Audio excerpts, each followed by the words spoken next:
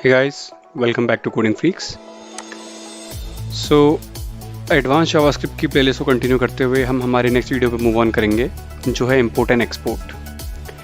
सो अभी तक हम बहुत चीज़ों पे बात कर चुके हैं. एरेज पे बात कर ली हमने, template literals, fat arrow function, destructuring, इन सब पे बात कर ली और इंपोर्ट एक्सपोर्ट में हमारी ये सारी चीज़ें यूज़ हो जाएंगी. सो आपका एक छोटा सा रिविजन जैसा हो जाएगा. ओके, सो इंपोर्ट एक्सपोर्ट बेसिकली क्यों यूज़ होते हैं? देखिए, इंपोर्ट एक्सपोर्ट इसलिए यूज़ होते हैं ताकि हम अपने जो बहुत ही बड़ी फाइल है, जो लेंदी फाइल है, उसके कोड को डिवाइड कर सकें मल्टीपल फाइल्स में और फिर यूज़ कर सकें. ओके, सो मैं आपको इसका बहुत अच्छा एग्जांपल दूंगा. सो सबसे पहले हम अपने विजुअल स्टूडियो कोड में आ जाएंगे और इसमें मैंने एक फोल्डर बनाया है स्क्रिप्ट नाम से. देखिए, स्क्रिप्ट जावास्क्रिप्ट ES6 नाम से फोल्डर है. उसके अंदर एक index.html है और एक स्क्रिप्ट नाम से फोल्डर है. सो हम इसके लिए लाइव कंसोल यूज़ नहीं कर सकते क्योंकि इसमें मल्टीपल फाइल यूज़ होंगी इंपोर्ट एक्सपोर्ट में. सो इसके लिए हम ये यूज़ कर रहे हैं. ओके, सो सबसे पहले मैं इन फाइलों को रीनेम कर लेता हूँ. ओके, इसका नाम मैं रख लेता हूँ मैथमेटिक्स या सॉल्विंग, मैथ सॉल्विंग लिख लेते हैं. चलिए, इजी करने के लिए मैथ सॉल्विंग. ओके, प्रिंटिंग इसका नाम रख लेते हैं और एक फाइल और बना लेते हैं, इसका नाम रख लेते हैं हम app.js. ठीक हो गया. अब देखिए क्या करते हैं. सिंपल पहले HTML का कोड यूज़ कर लेते हैं, सिंपल, ठीक. और मैं इसमें क्या करूँगा, इसमें मैं यहाँ पे हमारा इंपोर्ट एक्सपोर्ट लिख दूँगा, import and export, simple basic. ठीक है, और यहाँ पे मैं स्क्रिप्ट टैग यूज़ कर लेता हूँ, स्क्रिप्ट src. अब देखिए, इंपोर्ट एक्सपोर्ट से सबसे बड़ा फ़ायदा क्या होगा कि मुझे तीनों फाइल इंक्लूड करने की ज़रूरत नहीं पड़ेगी. मैं सिर्फ एक फाइल इंक्लूड कराऊंगा app.js और app.js में मैं बाकी फाइलों को कॉल करा लूँगा. ठीक है, अब देखिए, लेट्स से मैं mathsolving.js में लिख लेता हूँ. मैं एक फंक्शन बनाता हूँ स्क्वायर नाम से. ओके, आई होप आपको फंक्शन बनाना आता हो और स्क्वायर तो पता ही हो क्या होता है. So return template literals the square, the याद है, चलिए, square is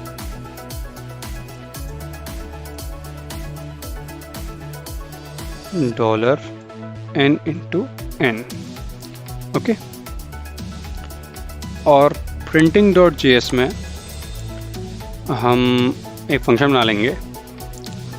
let's say const print equals to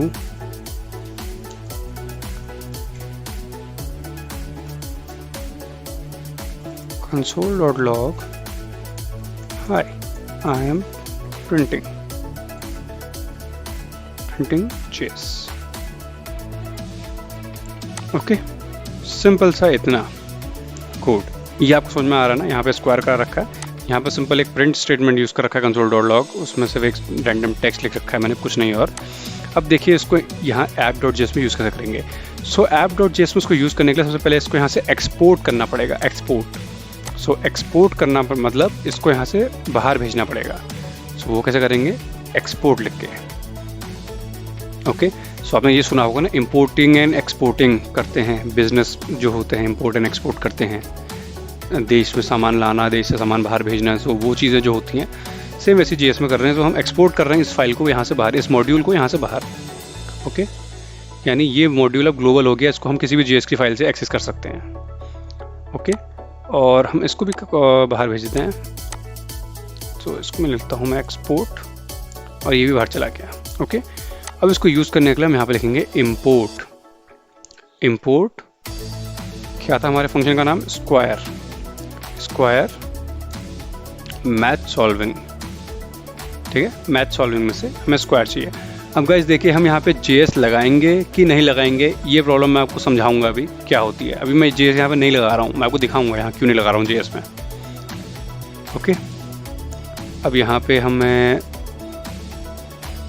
printing में से इंपोर्ट करना है. फंक्शन का नाम क्या था, print. Print from printing. Okay, इतना हो गया। अब ये फंक्शन थे तो हम इनको कंसोल डॉट लॉग करा सकते हैं। ओके, मैं इसमें रिटर्न भी करा सकता था, वैसे मैंने यहाँ कंसोल डॉट लॉग कराया था, मैं इसमें रिटर्न करा सकता था, रिटर्न कराना ज़्यादा बेटर रहता।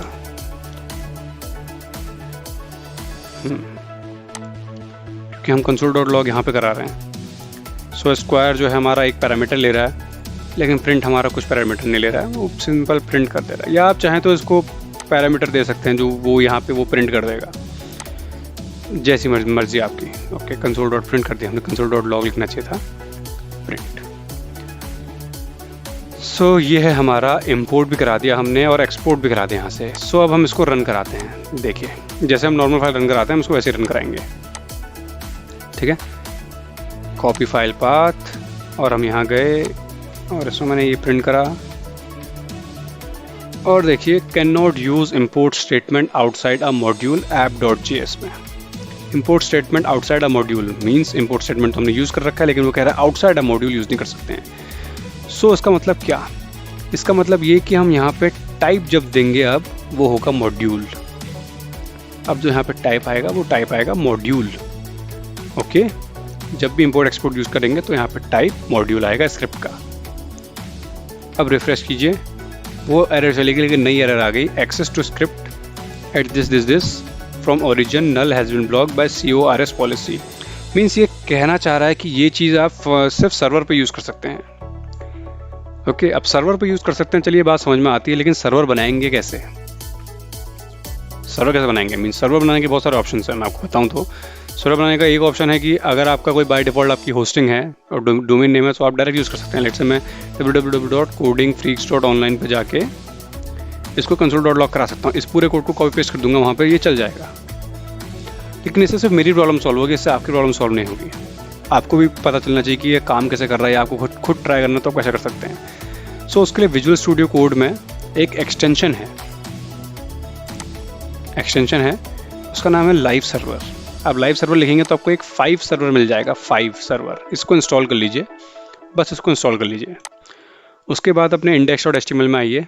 जब ये इंस्टॉल हो जाए आपको यहाँ पे गो लाइव का एक ऑप्शन दिखेगा, गो लाइव, इस पर क्लिक करिए। ये आपका लाइव सर्वर बना के देगा आपको। थोड़ी देर वेट कीजिए, अपने आप यहाँ पर लोड हो गया और ये आपका चल गया। अब मैं आपको दिखाता हूँ, एक एरर और आएगी, fail to load resource, the server responded with status 404 for math solving and printing. यानी ये इसको नहीं मिले, 404 नॉट फाउंड होता है, ये इसको नहीं मिले। क्यों नहीं मिले? क्योंकि इनका नाम है mathsolving.js और printing.js, और हमने यूज़ कर रखा है मैथ सॉल्विंग और प्रिंटिंग। सो JS लगाना कंपलसरी है। मैंने आपसे कहा था आपको बताऊंगा, सो यही चीज़ है। सो अगर आप Node.js पढ़ के आ रहे हैं या थोड़ी सी हिंट लेके आ रहे हैं Node.js की, तो Node.js में .js लिखना है ज़रूरी नहीं होता है, लेकिन बाकी में यहाँ लिखना ज़रूरी होता है। जावास्क्रिप्ट में जब आप कोड जावास्क्रिप्ट से कर रहे हैं तब आपको यहाँ .js लिखना ज़रूरी होता है। रिएक्ट में भी ज़रूरी नहीं होता, एंगुलर में भी आई गेस ज़रूरी नहीं होता, लेकिन कोड जावास्क्रिप्ट करते टाइम आपको ये लिखना ज़रूरी होगा। अब रिफ्रेश करते हैं, square is 4 high I am printing JS। सो आपका ये चल रहा है। Okay, so let's say math solving में आपका एक फंक्शन और है, आपका एक क्वेश्चन और होना चाहिए यहाँ पे कि क्या सिर्फ एक मॉड्यूल में, एक फाइल में सिर्फ एक ही मॉड्यूल एक्सपोर्ट करा जा सकता है? नहीं, मल्टीपल एक्सपोर्ट करे जा सकते हैं। तो वो कैसे यूज़ होंगे मैं भी वो भी आपको दिखाता हूँ। सो लेट्स से हम यहाँ पे क्यूब करते हैं, क्यूब के अंदर मैं n लिखता हूँ। ओके, मैं इसी कोड को कॉपी पेस्ट कर देता हूँ पूरे को, ये सेम ही कोड है, बस थोड़ा सा ही चेंज है। स्क्वायर की जगह हम यहाँ पे क्यूब यूज़ कर रहे हैं, इसका C capital. Okay okay okay okay, C capital और n इंटू n। ठीक। सो अब ये क्यूब को मैं इंपोर्ट कैसे कराऊंगा? ओके, मैंने फाइल क्लोज कर दी गलती से। क्यूब को इंपोर्ट कराने के क्या करूंगा, जैसे स्क्वायर को इंपोर्ट करा रखा है वैसे इंपोर्ट करा okay. And guys one more thing, ये सीरीज मैटर नहीं करती, इसको पहले लिख सकते हैं, इसको बाद में लिख सकते हैं। क्यूब को कोई मैटर नहीं करता, प्रिंट से पहले, प्रिंट के बाद, या सबसे टॉप पे लिख सकते हैं, कोई मैटर नहीं करता। ओके, और मैं यहाँ पे यूज़ कर लेता हूँ कंसोल डॉट लॉग, क्यूब के अंदर भी मैं 2 पास कर देता हूँ। Cube is 8, okay, so cube भी आ गया। अब लेट्स से एक फंक्शन और होता हमारे पास जिसका नाम होता 4 टाइम्स। अब क्या कहते हैं उसको मुझे ये नहीं पता, लेकिन मैं 4 टाइम्स कह देते हैं चलिए इसको। Okay, 4 times is into 4। ठीक, सो मैं क्या करता दोबारा से, ये इंपोर्ट स्टेटमेंट लिखता और क्या लिखता है इसमें 4 टाइम्स, और कॉल का आधे टाइम का लिखता 4 टाइम्स।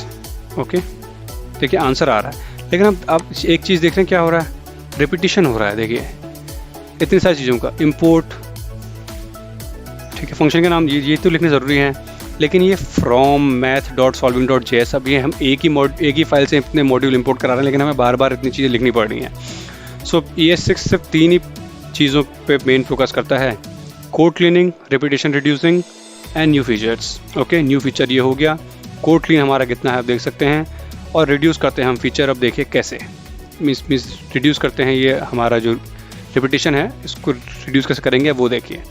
अब देखिए जब हम एक ही मॉड्यूल से इंपोर्ट कर रहे हैं ना, एक ही फाइल से इंपोर्ट कर रहे हैं, जैसे मैथ सॉल्विंग से मैं ये तीनों इंपोर्ट कर रहा हूँ, स्क्वायर, क्यूब और 4 टाइम्स। सो इसको मैं क्या कर सकता हूँ, इसको मैं हटा सकता हूँ यहाँ से, और मैं यहाँ पे कॉमा दे के इन सबको यूज़ कर सकता हूँ।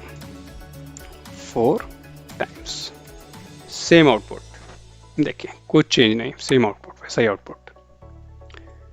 सो देखिए 2 लाइन सीधे सीधे रिड्यूस हो गई आपकी, और कितना टेक्स्ट आपका रिड्यूस हो गया, और फाइल आपकी वैसी हल्की हो जाएगी। Okay, so guys import export में बस इतना ही। इंपोर्ट एक्सपोर्ट का मेन यूज़ हमें क्लासेस के बाद समझ में आएगा कि क्या होता है। तब तक के लिए बने रहिए हमारे साथ। थैंक यू एंड जय हिंद।